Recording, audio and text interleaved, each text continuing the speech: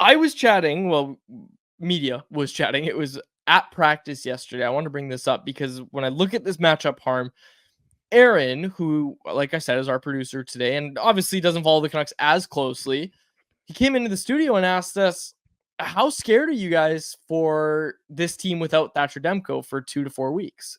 And both of us said, really not that scared. And you had the line that this team without Thatcher Demko is basically like the Edmonton Oilers at full strength. But I really like that. But I was looking at it and saying this team's just defended so well that it feels like when you have Casey DeSmith, and then obviously Casey DeSmith finished off that shutout against Winnipeg, it feels like with how they're defending lately that they will be able to weather the storm. I asked Tocchet about the defending because Tyler Myers told us about, he thinks forwards are coming back more and that they've had an emphasis on that. But another thing I kind of asked Tocchet to zero in on was the team's neutral zone defending. And he shared with me that 4 games ago, and hey, 4 games ago is when they really started to turn it on, and that's how long their win streak is. They had a video session where they really focused on that. So here's Rick Tocchet answering 2 of my questions yesterday at practice. Rick, your team's been really good defensively. Where specifically do you think they've made the biggest improvements or adjustments? Well, I think I've talked to you guys about this. If we make a mistake, we haven't, we're not duplicating the second, third ones. There was a stretch there this month, in February, we were giving up tap-ins, we just were making too many mistakes and the same play. So you're going to make a mistake, but it seems like we're covering up for each other a lot better. I think it's because your mind's fresher. We just seem a little bit more focused, and these, guy makes a mistake, I better take back ice, let Demmer or Casey have that side of the net. Before we were just all in. I mean, you guys heard me say many times we're pushing our chips in all the time. All of a sudden, it's a backdoor play. I don't care if you have 2 goalies in the net; it's tough to stop those goals, right? So, I think it's important that we're not duplicating mistakes. Against Winnipeg, it felt like there was an emphasis on defending through the neutral zone and pressure in the neutral zone. Has that been a focus of your club lately? Yeah, we did a presentation 4 games ago of taking speed away. I don't think we were taking speed away there for a bunch of games, being above guys. I mean, there's some talented players, teams we've been playing. You go through the list. McKinnon going through. You got McDavid. All those guys coming through the zone with speed. We got to be above them. It takes a lot of hard work and it takes discipline, but you can't dive in. I think since we've kind of committed to that, even against Vegas, I think we're starting to sort out our rush coverages a lot better for a defenseman.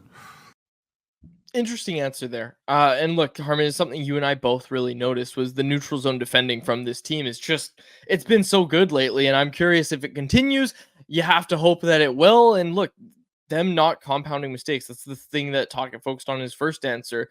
That's been the recipe for success for them all year. As soon as they stop doing that, and I know it's a kind of a no-brainer that, yeah, if you make less mistakes, you're going to let in less goals. But they've had the goaltending all year long with DeSmith and with Demko, where if you're not giving up high danger chances, I saw Woodley pointed this out yesterday. Casey DeSmith let in 2 low danger goals all season long. That's a crazy low number for a goaltender to let in a season. 2 all season long, low danger numbers. Low danger chances that got past him. And I really like the Canucks' chances, honestly, down this stretch here without Demko. I'm not worried about it at all. Yeah, and it's sort of like just what, Carolina kind of does, where they play this suffocating two-way style. They have this unbelievable blue line, and consistently year after year, they just don't invest in their goalies because they're like, we're so good defensively that we trust that whoever we have back there is going to at least be competent. It's what LA is betting on when they went out and signed Cam Talbot. It's what Vegas was able to do when they won the cup when they won the cup with Adin Hill. And yeah, Adin Hill was really solid in the playoffs, but it's a lot easier to look sharp when you're only facing B grade scoring chances. And that's what stands out to me about even the first time the Canucks played LA and the Canucks had a tough time manufacturing offense. A lot of people after the game were saying, especially on the LA side, that, Cam Talbot played great. He was so sharp. And I'm just thinking to myself, I don't think Cam Talbot really had to make any grade A chances.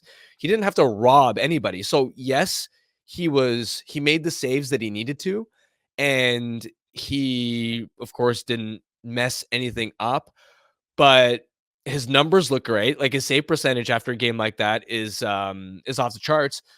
But that type of game was a perfect example of how a defense can help drive a goalie's results.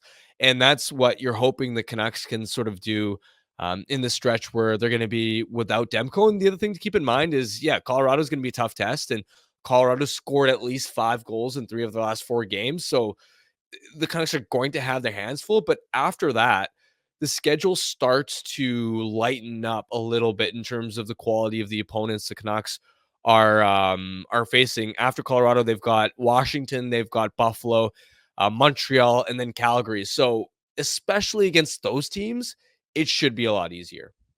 Also worth mentioning that Colorado, as teams do at this time of year, the Canucks have always been on the flip side of this at this time of year, but Colorado saved their starter for the Canucks. They saved their starting goaltender for the Canucks. They went with Justice and Union last night against the Calgary Flames, and I'm sure I crushed that pronunciation. But like I said, they won 6-2 last night, and like you said, they have scored 5 goals, at least 5 goals in a lot of their games as of late, and certainly this season.